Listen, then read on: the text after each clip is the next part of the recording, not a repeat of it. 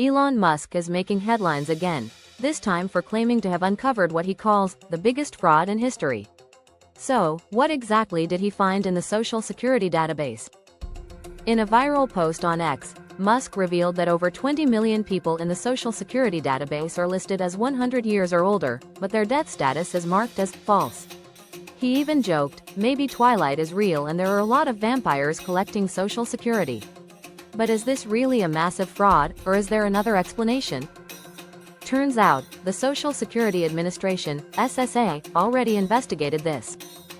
A 2023 audit found nearly 19 million names in the database that hadn't been marked as deceased.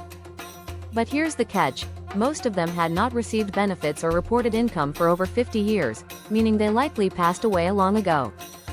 To put things in perspective, only about 86,000 centenarians were actually living in the US at the time of the audit. So why is the database still holding on to these outdated records? The SSA says many deaths weren't recorded properly due to decades-old manual systems. Experts also note that the database includes numbers assigned since 1936, meaning some of these could belong to people who left the country or were issued multiple numbers due to identity issues. But there is a real problem: identity fraud. The 2015 audit showed that 6.5 million Social Security numbers belonged to people over 112 years old, despite only 35 people worldwide reaching that age. Some of these numbers are being used illegally, either by mistake or for fraud. The audit even found $3.1 billion in earnings linked to these outdated numbers.